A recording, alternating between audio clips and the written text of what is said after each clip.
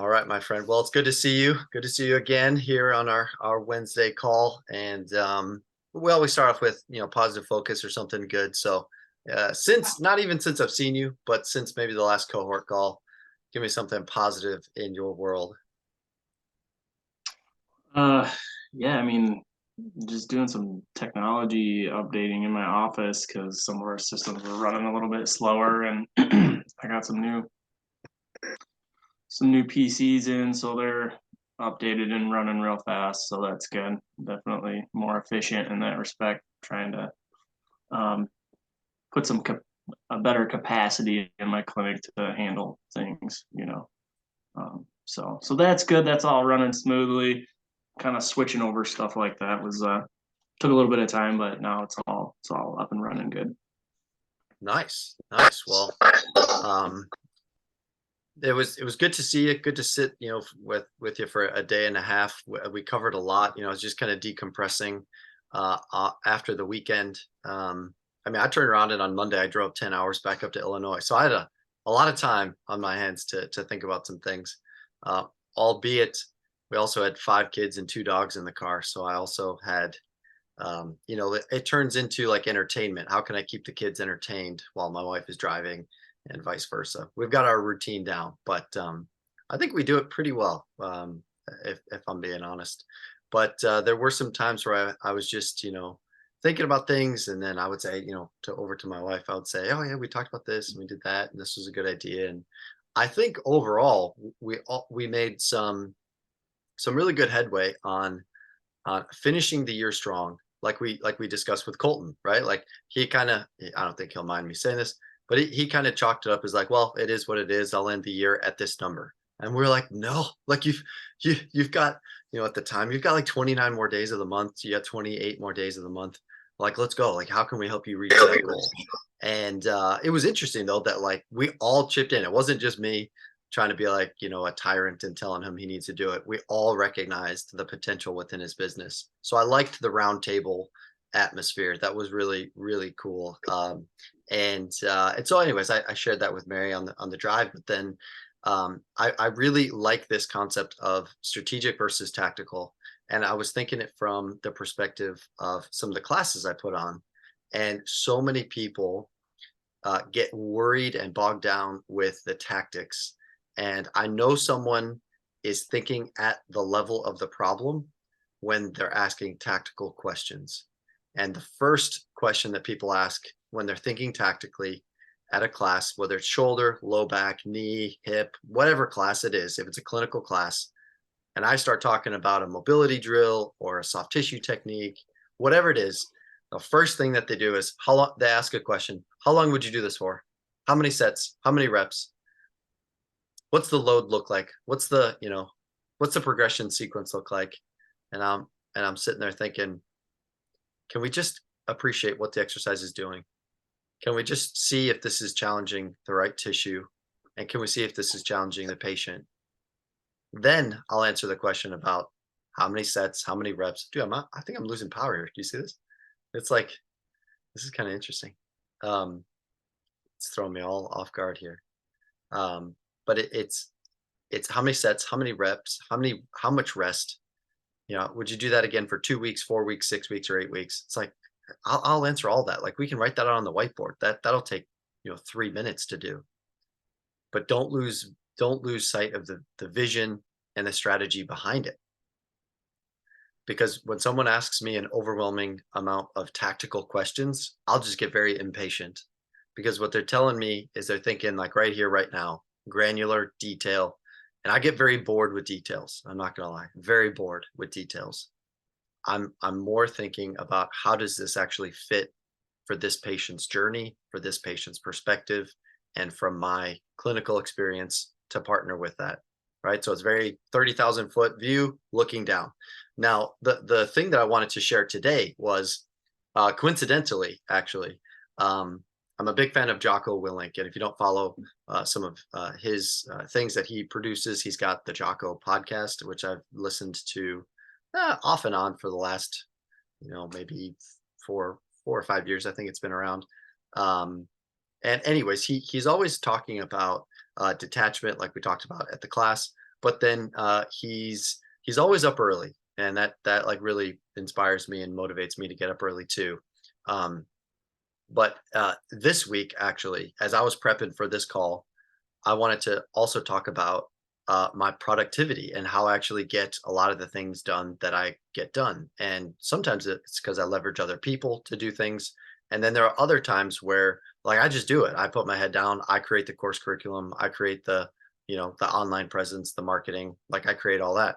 But what most people think I'm doing is sitting here maybe doing all of the big picture stuff and the tactical stuff like all at once, right? And I've tried all that. And the second you open up your phone, or the second you open up your email inbox, you're like, man, this is just so distracting. How can I get my big things done? And so what I typically do for the year is I write down something that I would like to accomplish that year. So it could be finish a course, write a chapter, or not just a book, write a book, not just a chapter, but write a book, and create an entire division within a company.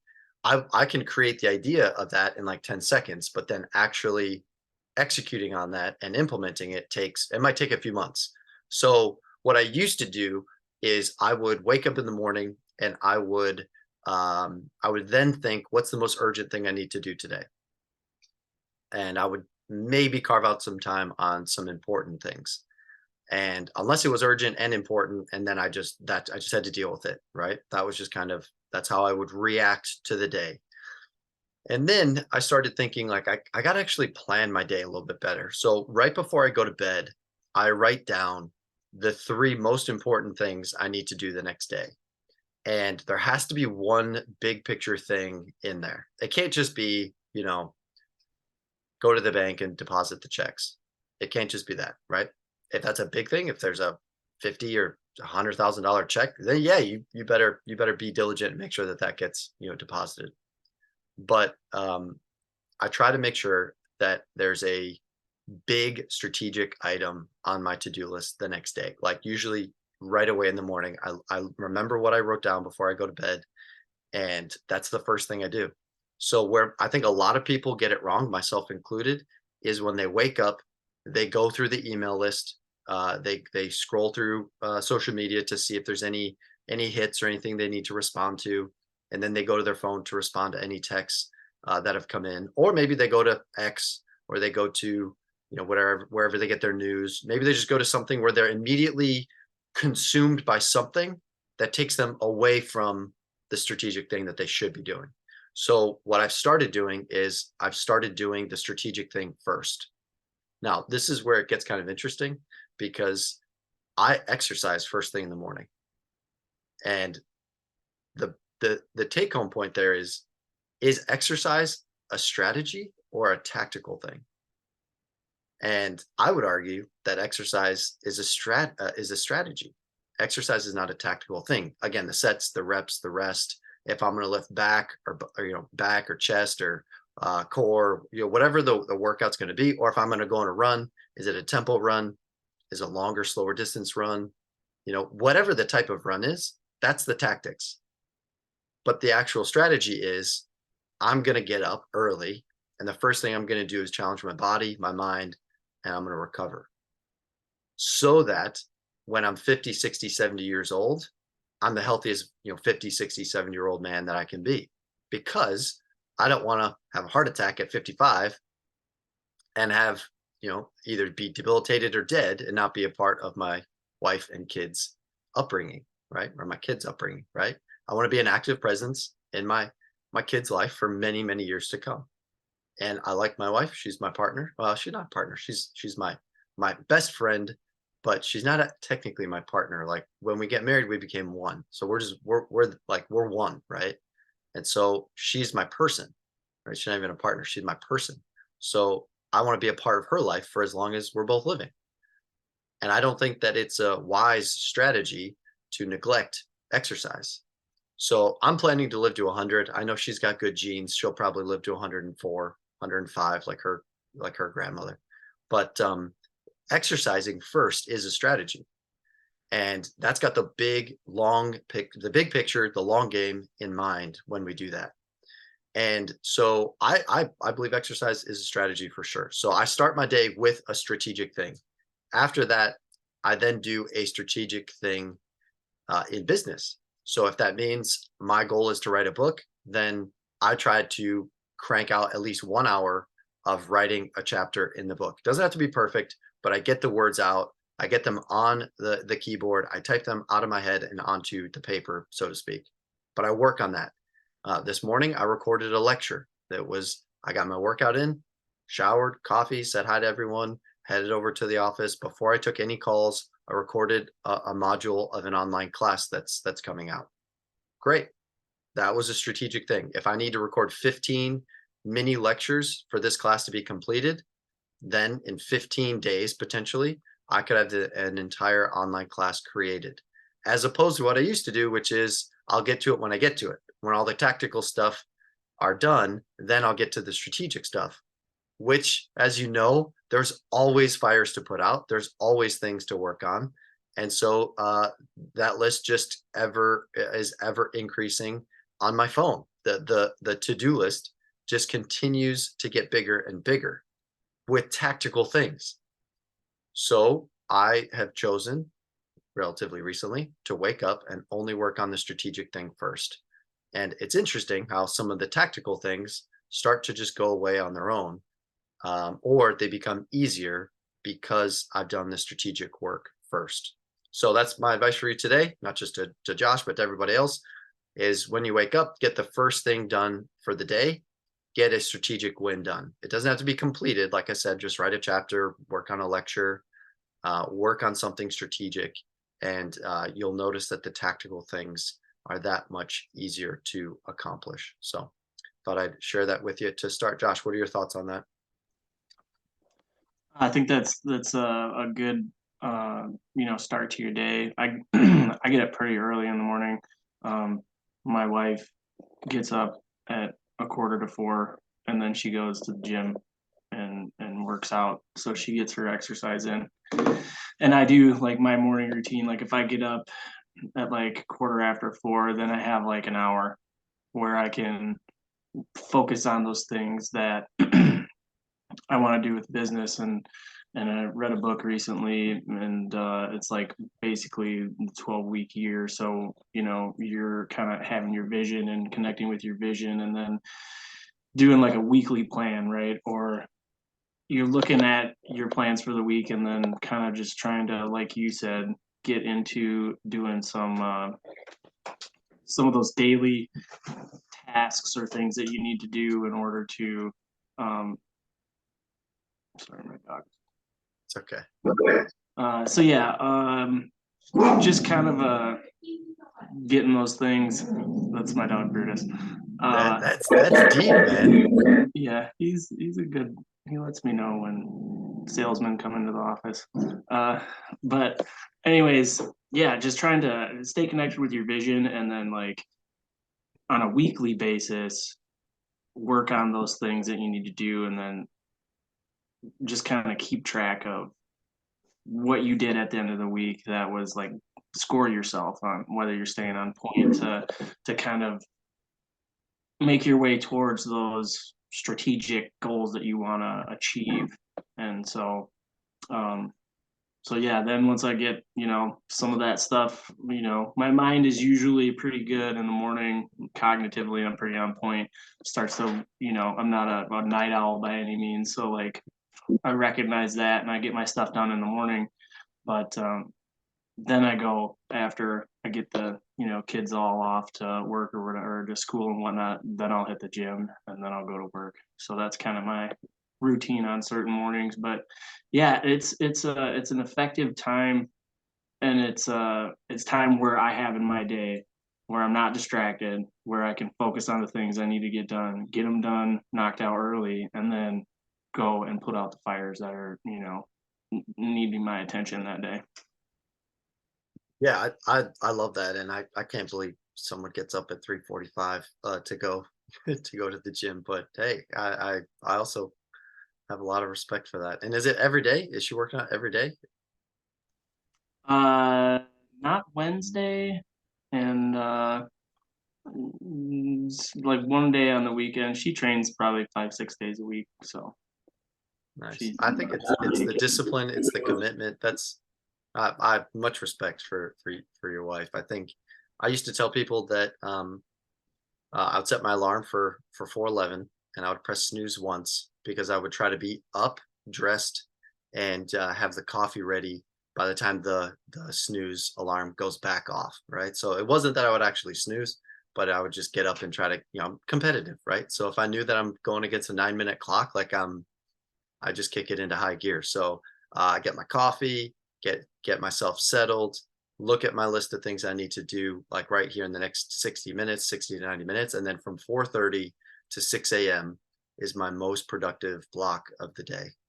Now, what's interesting though is when I moved to Eastern time zone, it was so hard to get up. Like the just the 1 hour time change had a huge effect on my sleep. It still, we're 2 years into living in Southeast Tennessee, and I'm still adjusting to Eastern time zone. Then here we are this week back in Illinois for, my grandmother's service. And last night my wife and I went to bed at like 10:05. We're exhausted. They're like, let's go to bed, And so we did. We just kind of know our internal clock, and we just need to go to bed. But it is interesting how getting up at 4:30 Eastern time would have been 3:30 Central time, and that makes a huge difference, right? It's pitch black, nobody else is up, no one's texting me, no one's going to respond to my text message. In fact, if I'm up at 4:30, then there's a good chance that some people that I'm friends with and I work with on the West Coast, like there's a good chance that they're still awake, you know. And one of my buddies is a soccer coach out there, and he's like, "You might as well just text me when you wake up because I'm probably still awake." I'm like, "Man, I can't imagine being up past 11." Yeah, like 11 o'clock, I just get cranky because I know it's going to affect me in the morning, and I don't have many mornings to give up. Um, if you really do think about it, I try to be as productive and efficient as possible, um, on the right things, right? Like I did mention this past weekend, efficient is just doing things right, and effective is doing the right things. And I try to have a good eye for what's actually efficient versus what's effective. And I think a lot of people are very efficient with their to-do lists, only to realize that they've done a very good job at checking the box of things that are not necessarily important and not necessarily urgent, but they are very good at looking busy. Like, look, I used to do this, right? I would make myself feel good. I'd grab a piece of paper, I'd write down 25 things. The first 5 I'd already done because I enjoyed just checking off things that I've already done. So it's like wake up, brush teeth. Oh, I already woke up today, so I check that off. Like I've accomplished something of significant value. And now I start to realize, well, I just need 3 things. I just need 3 check marks, right? I need to move the needle on one business, need to move the needle on one relationship, and I need to move the needle on something for me. And in that order. Well, maybe not in that order. Usually it's something family related first, then business, and then me. I'm third. I go third. Um, but that's kind of me. And I enjoy it. It's not productivity in a sense that it's like some type of hack, right? It's not a productivity hack like get this app, do this, that. It's like it's just a commitment to discipline. And what I found is the more disciplined I've been with my time, the more freedom I've actually earned on the back end of that, right? And so there's a lot of times where friends and family will, this is even before we moved, they didn't understand how I was able to go to certain things because here I am running 2 businesses. How is it that I was able to go to a thing at 6 o'clock, 7 o'clock, or sometimes 2 o'clock in the afternoon? How was I able to go see a daytime matinee play at our kids' school? How was I able to go to that? It's because I was already up at 4. From 4 to 6, I was already doing my work. I was done. So then I had the freedom to go do what I wanted to do later on. Whereas most people, they stay up too late. Now this might be a harsh reality. They stay up too late. They sleep in too late. So they're already behind. And when you're behind, there's nothing worse. Like if you wake up and you're like, shoot, I got to be somewhere in 15 minutes. And these lights, this is driving me crazy. And if you wake up and you're running late, even just a smidge, it's that extra stress that people can sense. You can absolutely sense when someone's on the road and they're driving to work. You're like, oh, that person's late. You can just tell, like they're they're talking to themselves, probably they're, gesticulating with their hands, throwing things up, swerving in and out of the lanes. It's like, I gotta stay away from them. They overslept, right? And so I'm pretty calm when I drive. But at the same time, I'm able to do so much in the afternoons and the evenings that I enjoy doing, and that other people, find valuable, that we can do it together. Because I've already had the discipline to get it done the first few hours of the day, which this is a reminder. When I'm talking to clients, I am a reminder service. I remind them of the things that they've done really well, and we try to, steer them back towards the things that they've done well and avoid the shiny objects. But I'm also a reminder to myself when I hear myself say things like this. And some of the most fruitful years of our marriage and our business have all come from a commitment to discipline from me and my wife. We used to get up in the morning, we'd work out, we'd have coffee before any kid would wake up. And if you want a parenting hack, and you guys are already doing it, Josh, get up before your kids. Get up before your kids. There's some sweet moments when you are awake and alert, and then your kids either come down the stairs or they come over to your room or the family room or the kitchen, wherever you live. And if your kids come to you already awake, and you just kind of like put your arms out and say, "Hey, good morning, how'd you sleep?" For whatever reason, every time we do that, our kids burst out in like the biggest smile. It's a new day, and they're their parents welcoming them to the start of a new day. And we've had some really sweet moments with our kids, just one at a time, as they come down the stairs and as we welcome them. They like look forward to it. It's like you did nothing other than wake up, and we think today is a gift, and we get to celebrate it with you. Hey, how'd you sleep? For whatever reason, they just start smiling. All you have to ask them is, how'd you sleep? And they love it. Now, again, similar to like sleeping in late, when you sleep in late and then someone jumps on you, or you can hear a kid like crying in the kitchen, right? This is probably too much information on the Earl family, but you can hear a kid crying in the kitchen. You're like, oh man, I overslept. And now you're just playing catch up. Now you're like, what happened? Why did the plate shatter on the floor? Well, I was trying to make breakfast. You're like, oh wow, okay. You guys have been up for a little bit, haven't you? And it could just be 3 minutes, but that's all it takes. You're just playing catch up the rest of the day. So those are rough mornings. I share those from experience. And so yeah, get up before your kids. That's another productivity hack. But anyways, any thoughts on that, Josh?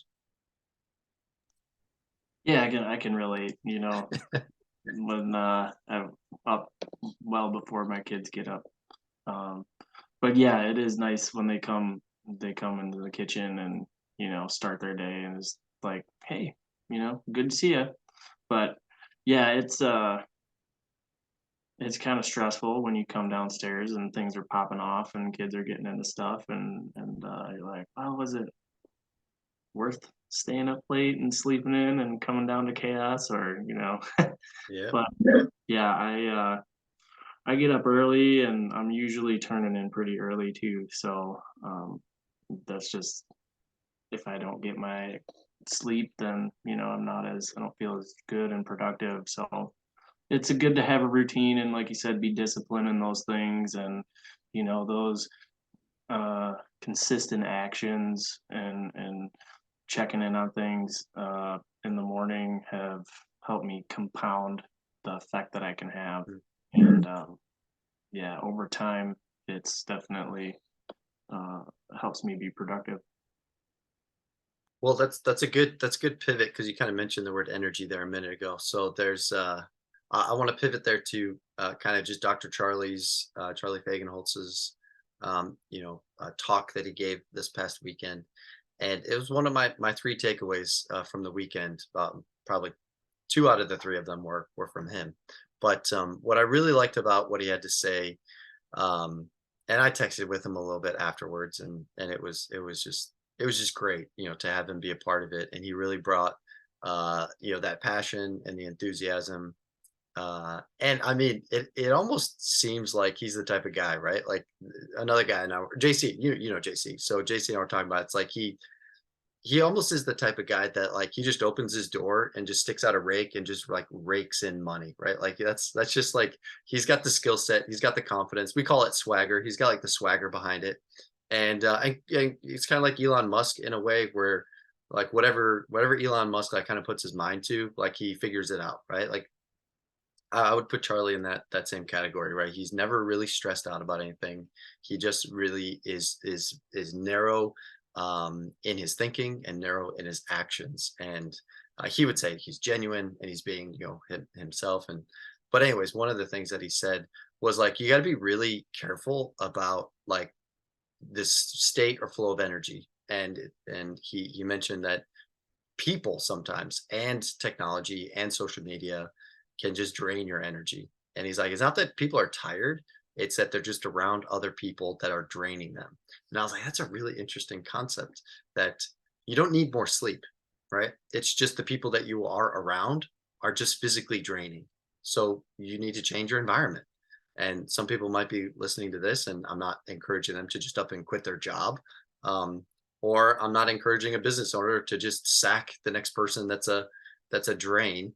But I think you just have to be on your guard and be very vigilant about I heard a lot of people, I'm sure, are aware of the analogy of like relationships are like a ATM or a bank account where it's like you can make withdrawals and deposits.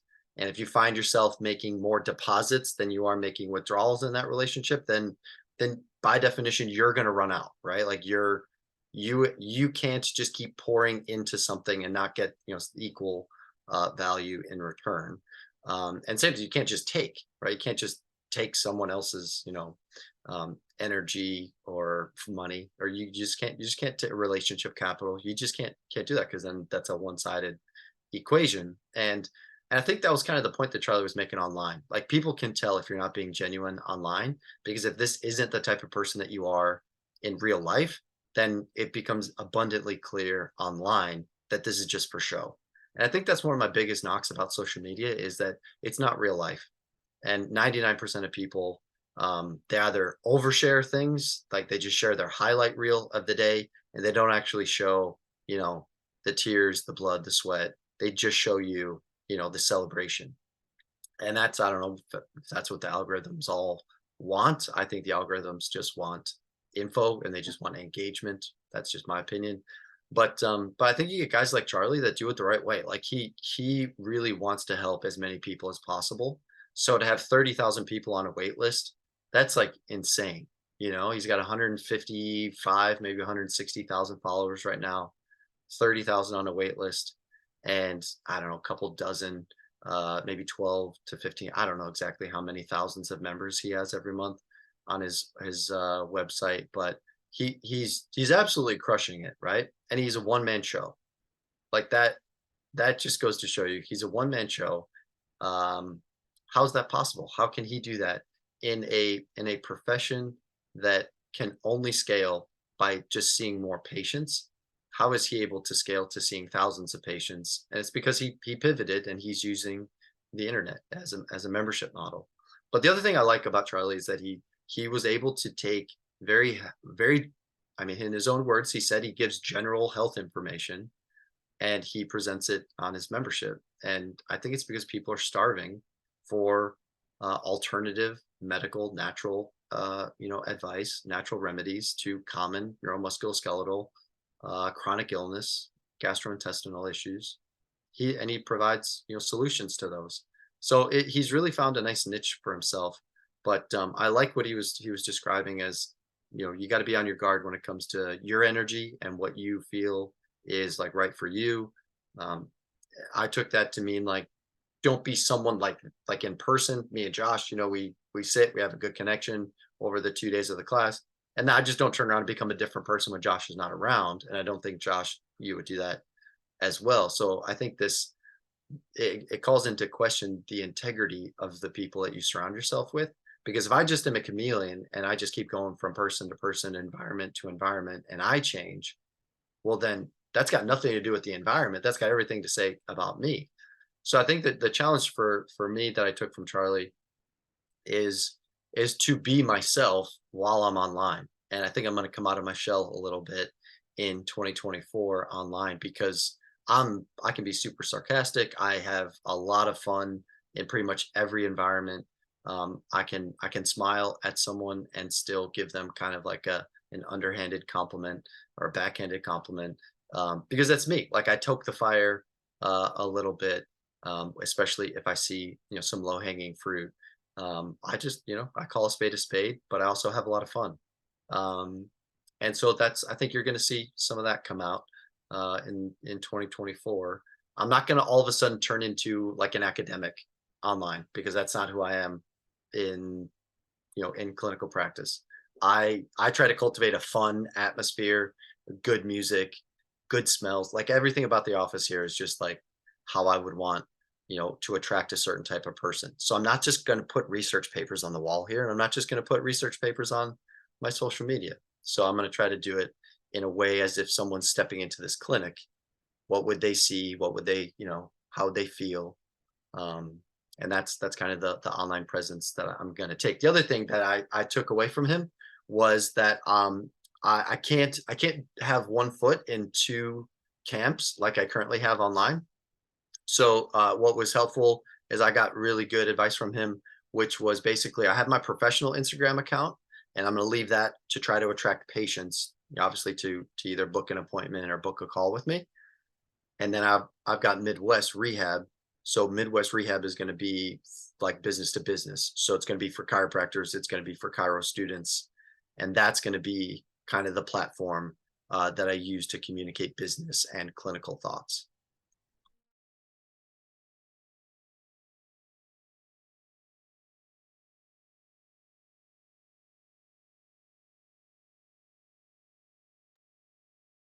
Bless me.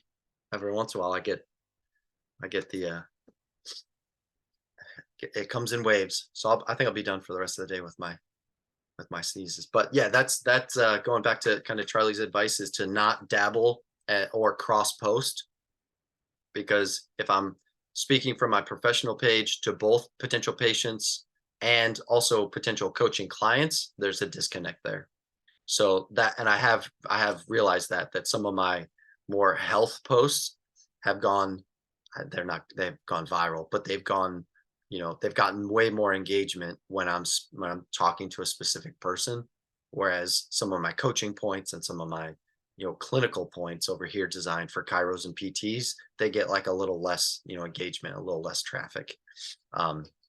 Like one of them I talked about, maybe you've seen it online, Josh, but I put like cervical spine, pain between the shoulder blades, which we historically in like the physical medicine and rehabilitation world, we always talk about rule number one. Well, maybe not rule number one, but one of the rules of treating the cervical spine is to rule out, I'm sorry, with pain between the shoulder blades, one of the rules is to rule out any cervical spine related referral. So that's, classic C4, C5, sometimes C6 distribution between the parascapulars, right in between the shoulder blades. And they'll even report it feels like I've got a fist, or they just feel like they've got, it looks thoracic, looks like mid to upper thoracic, but it's not. It's coming from the cervical spine. McKenzie, method talks a lot about this as well. And well, anyways, I described that like a lot of times when people have this fist in their back, it's not just, purely mechanical in nature. Because what you'll notice too is like a lot of ladies, here, I'll show you a little, I'll give you a little side profile here, Josh. Okay. So a lot of ladies, they got the rounding here, but then they, I'm exaggerating a little bit, but they'll start to crank on the mid cervicals, which is where you get the C4, C5 disc region and nerve root irritation area. But also they'll have like a pretty significant fat pad on that upper thoracics, right? And you could do some soft tissue, you could palpate the CT junction, and it just feels kind of swollen or kind of pudgy, right? And it's typically on like a 55, 60-year-old woman, pleasantly plump, we'll even say, but there's definitely, there's definitely a increased BMI. And when you unpack it just a little bit, there's thyroid issues, there's hormonal issues, there's glucose issues. And so I've found, and this is kind of me sharing my experience, that most pain between the shoulder blades has an underlying hormonal, especially thyroid or female hormone or glucose issues. And that's kind of on the rehab side. People see, the posture, and people see the muscle tone, And they're like, no, this is purely mechanical in nature. And I'm like, well, it could be both.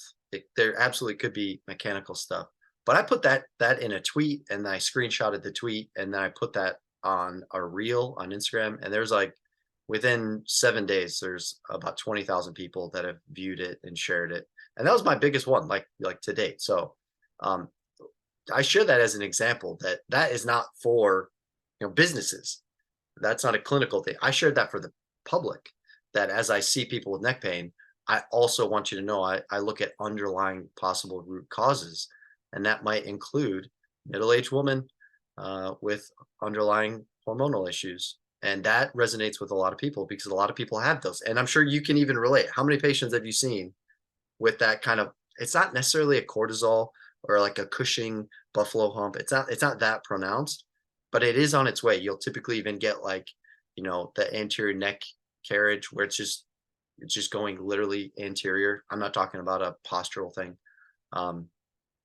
But you'll also see the neck crease right at C4, C5. And I'm like, man, I could stretch this, I could needle this, I could adjust this, but this person needs a good blood panel because we need to look at glucose. We need to look at some of these other, female hormones and thyroid as well. So, but I put that out there and I'm like, wow, this got way more traction than any, clinical, post for chiros or chiro students. So, but yeah, I share all that, long-winded story to just say, I'm going to come out to start the year and it's going to be more business to business and business to consumers on each of the respected accounts. So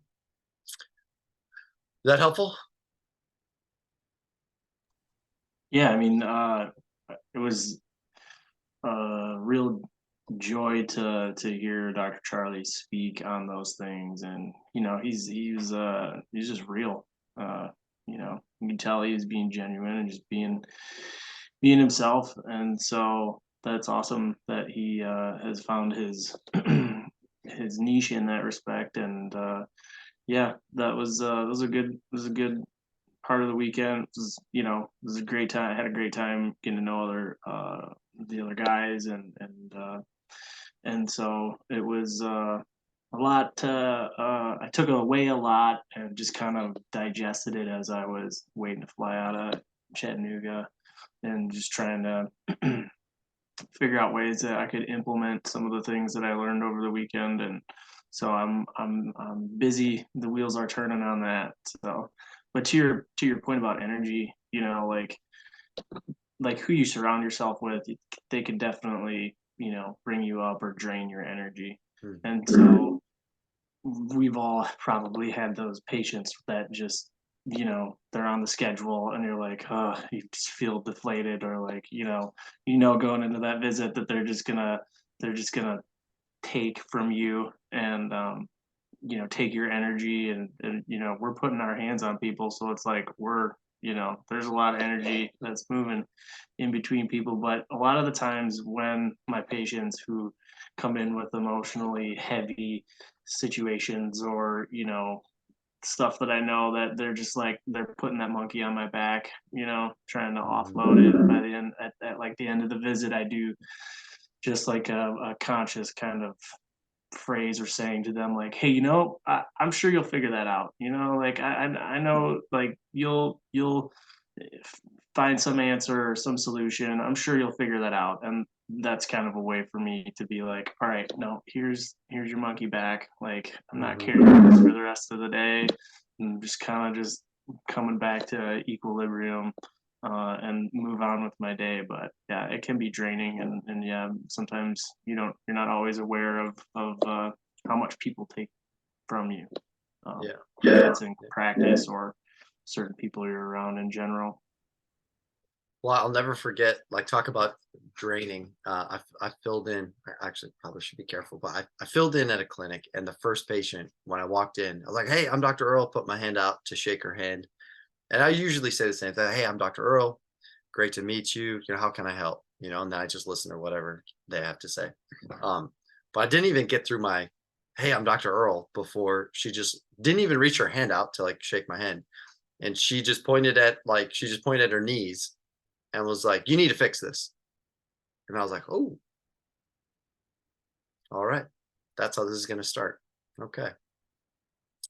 And then I, try to reframe some things and, do my best to listen and challenge when needed. And I didn't do nearly enough fixing for her liking.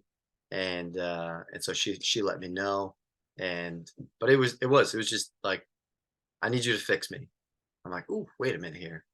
So you let me," and I almost said this and I thought, well, it's day one. Maybe I'll open this up. And eventually I did. After like the fourth or fifth appointment, I brought this up with her. And I said, "Hey, remember when I first walked in and you said, hey, fix me." And she's like, "Oh yeah, every chiropractor I've ever been to, I say the same thing, like they need to fix me." And I go, "Well, does that make sense?" And I said it not with a smile on my face like I just did to you, but it was like, "Hey, does that make sense to you?" And she could sense that it was a different question. And again, I'm a firm believer of, if you want better answers, you have to ask better questions. I wanted a very different answer than most chiropractors were willing to ask her. So I asked her a better question rather than jumping into, where do you want me to fix you? What hurts? Does that feel better? Right? I never asked her those things. I started asking her different questions like, does it make sense that I would be the one that fixes you? Or does it make sense that you've lived your whole life and led up until this point outside of me?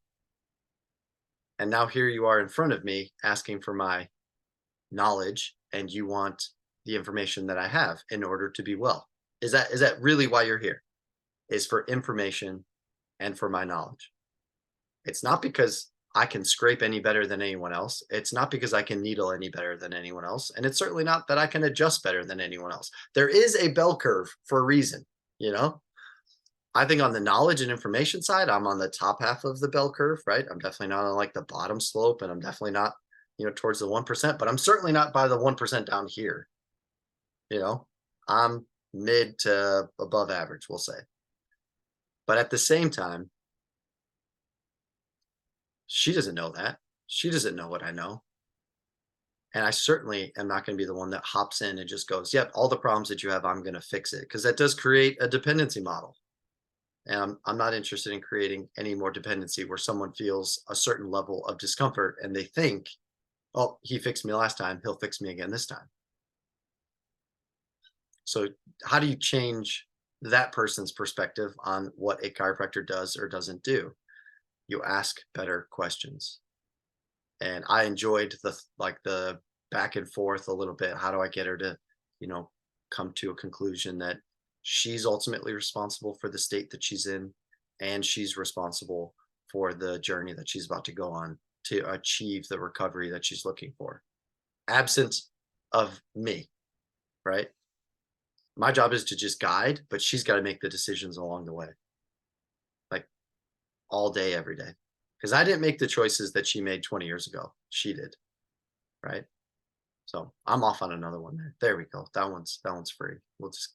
Actually, there's more on that on the online class, the clinical essentials, or the essentials of clinical rehab.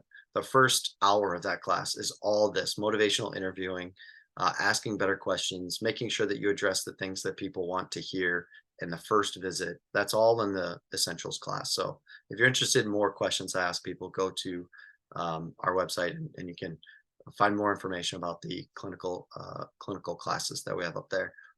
That's a theme in a lot of the classes, is motivational interviewing, making sure that the person is prepared for the journey before we then present them with the journey.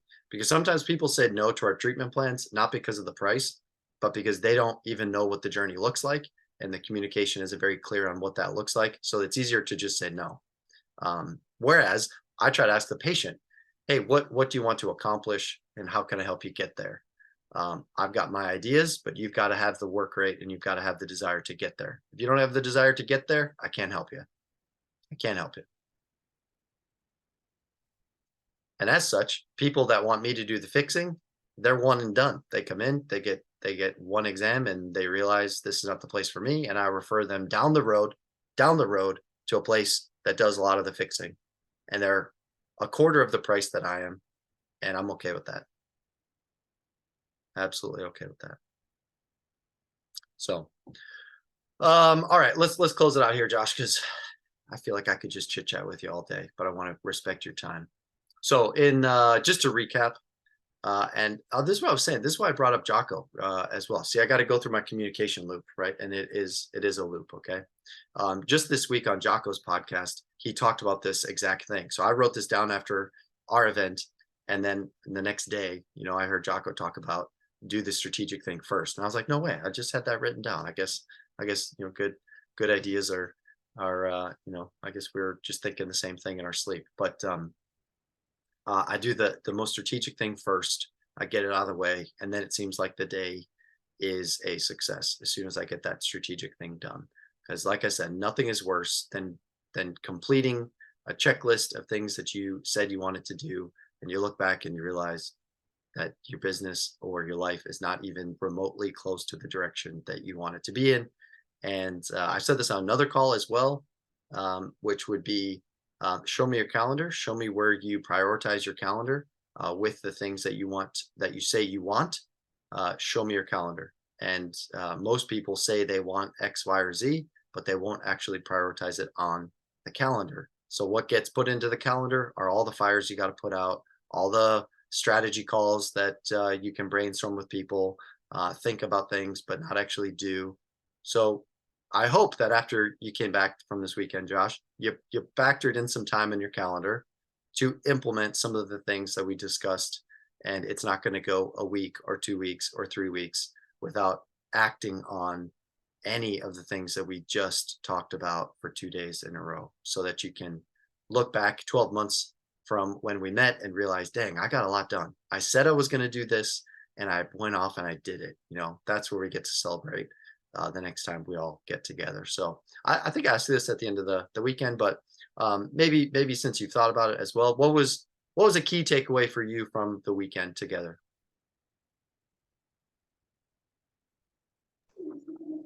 Yeah, I think just the strategic planning was going through that and trying to just put those things in play and on paper, kind of organize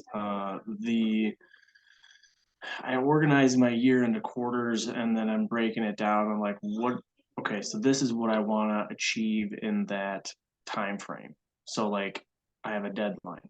It's not what I want to achieve in the whole year. This is what I want to achieve in Q1. So how do I need to go about week to week getting those tasks done?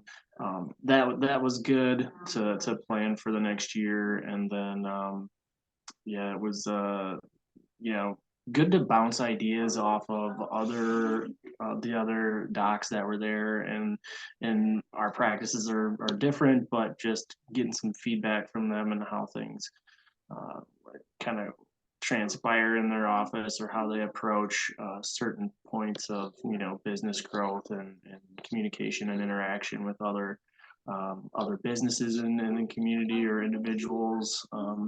So those are some good things that I kind of took away with, like, oh yeah, I'm going to put those into the works, into planning for starting off in January pretty strong. So yeah, overall it was well worth me coming down there, and I had a lot of fun. So it was a good time. Well, I think you are I guess, what does Jim Rohn say? You're the average of the 3 to 5 people around you. Is that what he says? Have you heard that? Yeah, I've heard that before. In regards to the people you surround yourself with.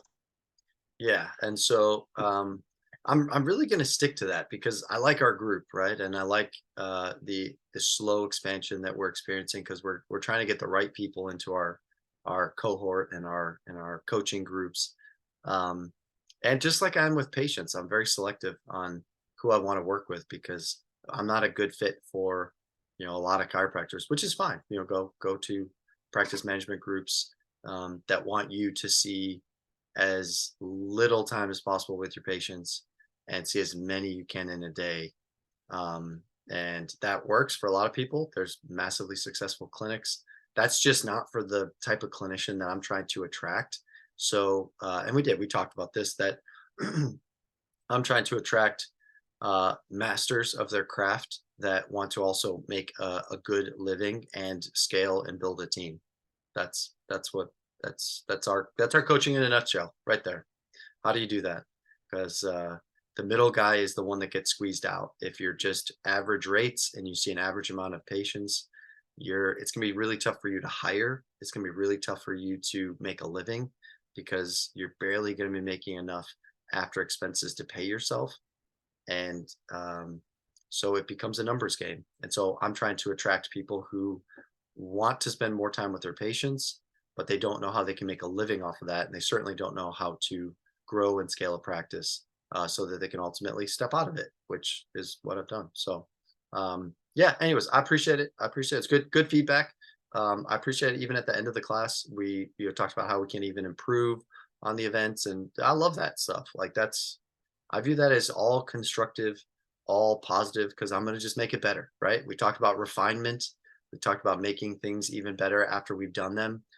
I mean, we're going to refine. Midwest is going to refine every seminar that we do. So I came back and talked with my team about how we're going to, do just that. So the next one will be even better, Josh. How about that? All right. So Sounds great. appreciate it, my friend. We'll be in touch soon. I'm going to close this one off because I got to hop off and talk to Justin in a minute here at the hour mark. But I appreciate it. And if there's anything, just give me a call or shoot me a text. Same time next week. Next week, we're going to talk about a big announcement we have. Won't be new information for you, but it'll be information for all of our viewers and followers. We're going to kind of really ramp up some of the marketing for our next big event. So we're excited about that. But I will let you go. I'll let you go take care of your dog, Brutus, and we'll be in touch soon. Okay, my friend? All right. Have a good day. All right. Bye-bye.